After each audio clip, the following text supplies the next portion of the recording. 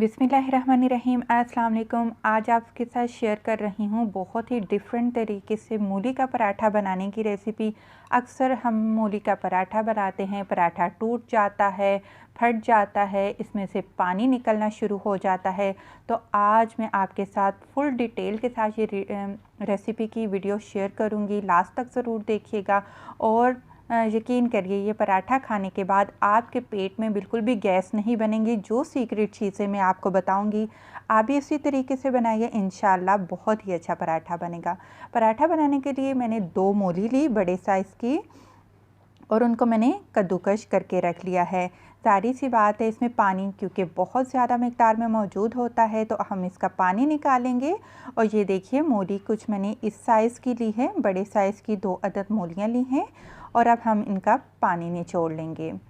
तो पानी आपने बहुत ही अच्छे तरीके से निचोड़ना है। इस तरीके से आपने दबा दबा कर जितना ज़ोर हो सके लगाइए, क्योंकि हमें पानी को मुकम्मल निकालना है।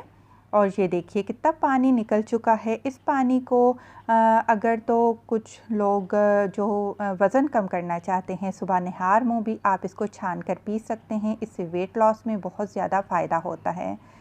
तो जी अब हम इसमें डालेंगे कुछ मसाले। यहाँ मैं बता दूं, अगर मुकम्मल पानी इसमें से नहीं निकला, क्या मेथड है कंप्लीट मैं आपको साथ साथ वीडियो में बताती जाऊंगी।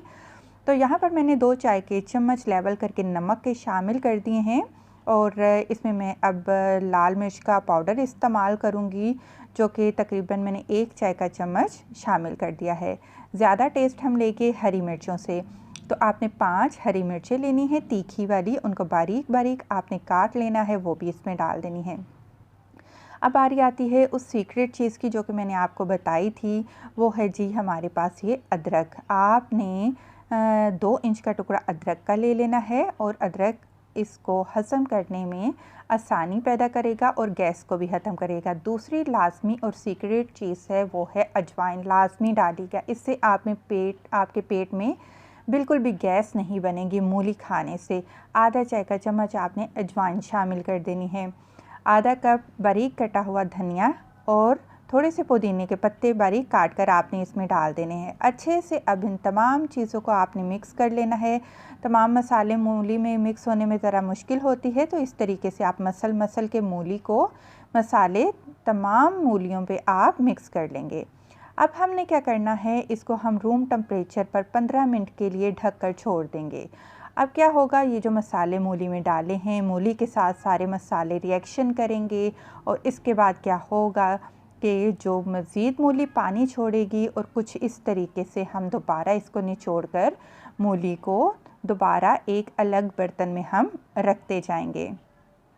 इस तरीके से आपने 2 दफ़ा पानी निकालना है, क्योंकि जब मसाले मूलियों पर लगते हैं तो मूली दोबारा पानी छोड़ती है। ये देखिए कितना पानी छोड़ा है। तो अब यहाँ पर क्या हो गया है, अब यहाँ पर ये मसला आ गया है कि मसाले कम हो चुके हैं पानी निचोड़ने की वजह से। दोबारा 1 चाय का चम्मच मैंने इसमें नमक का शामिल कर दिया है और इसके बाद दोबारा मैंने लाल मिर्च का पाउडर ऐड किया है और दोबारा इसको हम मिक्स करेंगे अच्छे से। फिर भी मसाले आप अपनी मर्ज़ी के मुताबिक डाल लीजिएगा, मिक्स कर लीजिएगा। जितना आप नमक और मिर्च चाहते हैं उतनी आप डालकर पराठे बना सकते हैं। तो आटा मैंने सिंपल नमक डालकर गूंद लिया था और उसके छोटे छोटे से मैंने पेड़े बना लिए। जितने आपने पराठे बनाने हैं उस लिहाज से आप पेड़े बना लीजिए।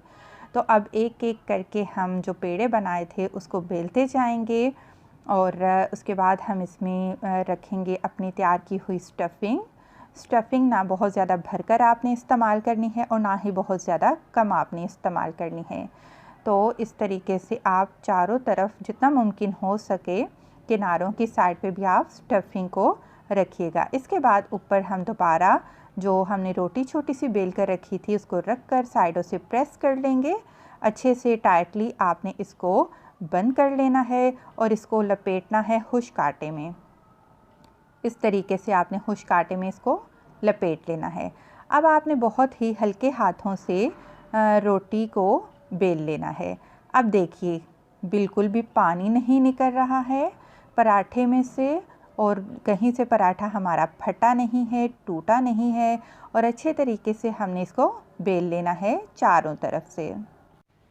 और इसके साथ ही मैंने चूल्हे को पहले ही जला लिया था और तवा रख दिया था और गरम-गरम तवे के ऊपर आपने इस पराठे को डाल देना है। यहाँ पर फ्लेम जो है आप मीडियम ही रखिएगा।